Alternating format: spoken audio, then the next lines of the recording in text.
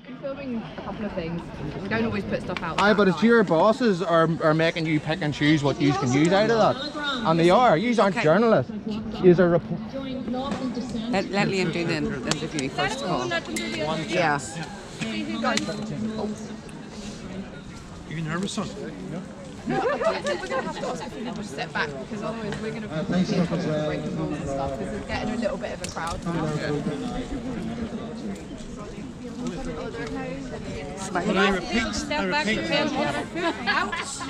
you're not under threat from these people. These are peace-loving people. I know, but it's not fair if we're here drawing a crowd, you know, we'll get in trouble for that. Well, that's your job. Yeah, as long as we stay our 6 feet allegedly away from you, you'll be fine. No, but you have made a promise that you are going to use the right amount of truth here when you didn't do it last week and die. No, but that's what I'm saying. So, okay, he's all people as well, accusing them of being organisers. Yes. You know what I mean? Okay, let the interview happen. I get use of the workers, but it's who you guys are working for, and you know fine rightly who you are working for. Emma, are you ready? No, hold on a second, please. I've heard about your functions, about people who has worked for your functions and how men treat certain women at your functions. And you probably know that yourself, not unless you're in on it. It pays our mortgage, we're not worried about anybody else. Exactly. You're bound to understand why we feel the way you do. Right, of he's what ready. You've been, not you specifically. Right. Let's go. You're asking people to step back, so I don't really want to put Just step back. man in the middle of all of this. How far back do you want A them? couple of steps would be great. No. 2 meters. Oh, 2 meters. Alright, Liam, that's very kind of you. Right, let's try again. shall we? Okay, let's go. Right, yeah, tell us a bit about why you're here today. Right. I am here along with a lot of other people from my country because we are sick, sore and tired of our friends dying of cancer, dying of heart disease, not being allowed to see their doctor, not allowed for our children to go to school, facilities being closed, people's businesses that they've worked hard all their lives, for example, hairdressers, publicans, closed. And we see that the lockdown is not working, it never works. The virus is real, but it's just a strong flu virus.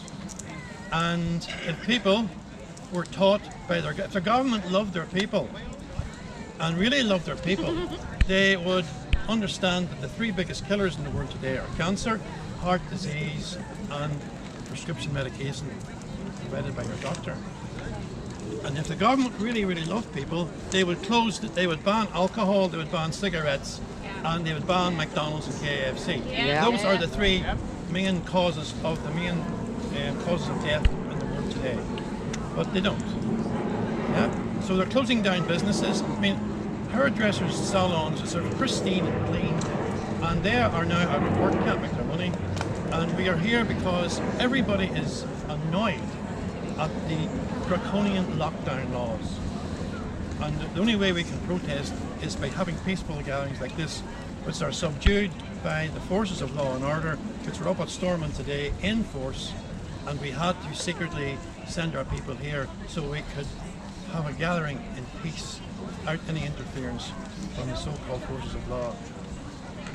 Okay, one question for you. I mean, there are doctors and patients in intensive care who are begging people to take this seriously. What do you say to that? I will answer that by saying I was in a lady's house last week who works in Antrim Area Hospital, and I asked her that very same question. And she said to me, Liam, I'm making £2,000 a month and I never made money like this before, and so are all my colleagues.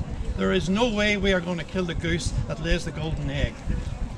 Does that answer your question? Just explain that a little bit. What would you say to a patient Explain Jimmy in Savile. intensive care? Explain Jimmy Savile. Explain Jimmy Savile. And begging people to take it seriously. But just explain a little bit more about how you respond to that. I personally do not know anyone who died of COVID. No. Anybody know? No. What about suicide? How many do you know suicide? I know loads of people died of cancer this last 12 months, heart disease, suicide, people losing their homes, people, Jobs. everything. People are so depressed. Domestic violence. So, domestic violence, yes. Fake numbers. So the question you're asking me, what's the question again?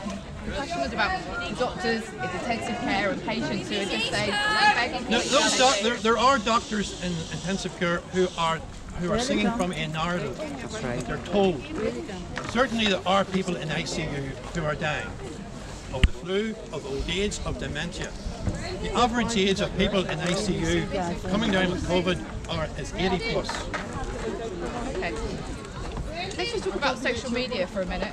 You know, there's a lot of claims being shared on social media which are being flagged as false by fact checkers and others. The claim you mentioned about COVID being no worse than the flu virus, that's one of those things that's being taken down by social media companies. They're being flagged as false. Okay, let me answer that. You're telling me that social media, Okay. the social media are closing down posts, closing down videos because they do not meet their guidelines.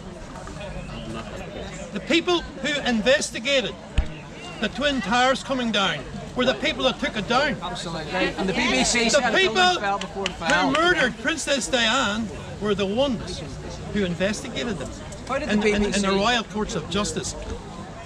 Ordinary folk have no faith in social media, in government, BBC, any of those programs. We do not have any faith. Okay. We're trying to talk about COVID. Okay? Yeah. You brought up Facebook. Absolutely.